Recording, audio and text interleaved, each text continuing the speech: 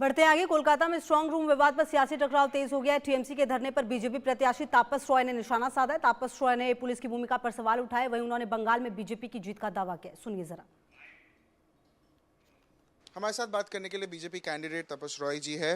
Sir, मेरा पहला सवाल ये रहेगा कि कल का एक कॉन्फ्रंटेशन हुआ, टीएमसी के जो सारे लीडर्स हैं वो पहुंच गए थे, अलेज कर रहे थे कि बीजेपी वर्कर्स ने जो ईवीएम बॉक्सेस है वो बिना किसी स्टेक होल्डर्स के ओपन कर रहे थे। आप खुद पहुंच गए थे, आपका खुद एक कॉन्फ्रंटेशन हुआ था पुलिस के साथ। थोड़ा बताइए क्या सिचुएशन था, क्या हुआ। प्रियंका तिब्रेवाल जी भी पहुंच गए थे, हमने उनसे भी कल बात किया। थोड़ा बताइए क्या एग्जैक्टली हुआ था कल। क्या हुआ था तो पता नहीं, हम लोग सुनने के बाद गए थे।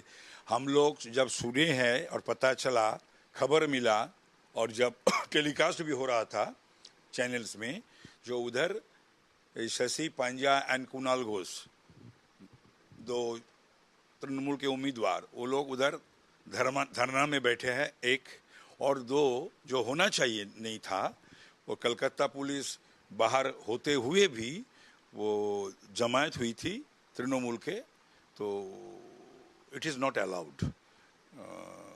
स्ट्रांग रूम का सामने कोई हाउलिंग, कोई स्लोगन शाउटिंग और कोई भी असेंबल होना नहीं चाहिए। तो ये सब सुन के हम लोग को जाना पड़ा था। बस ये देखिए, ये हारा निश्चित हो गया। इसीलिए देखो, सुबह से ममता बनर्जी चुनाव के दिन बुध घूमी, जो जिंदगी में नहीं ये थी, और कल भी 3.5-4 घंटा स्ट्रांग रूम में थी।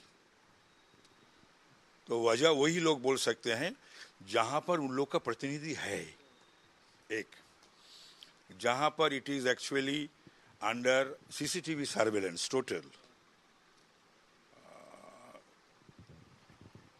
3 स्तर का सेंट्रल फोर्स का सिक्योरिटी लेयर है, बाहर में कलकत्ता पुलिस है।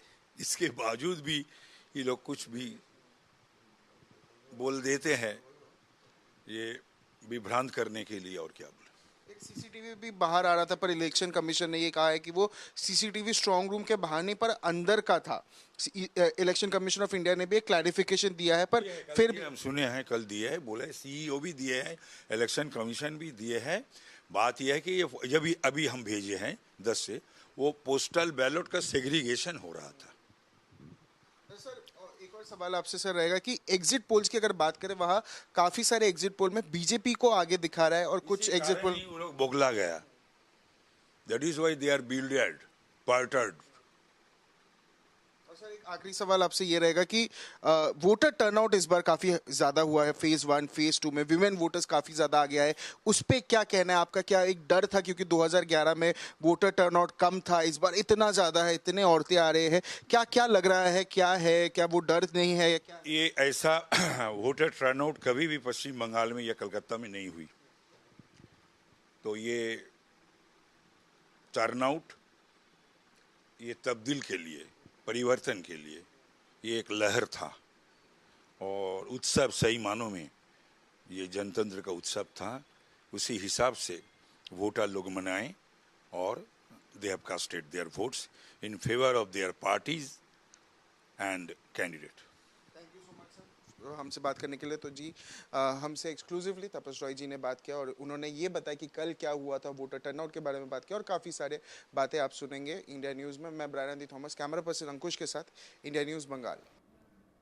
देखिए, देश की प्रमुख जांच एजेंसी प्रवर्तन निदेशालय यानी ईडी आज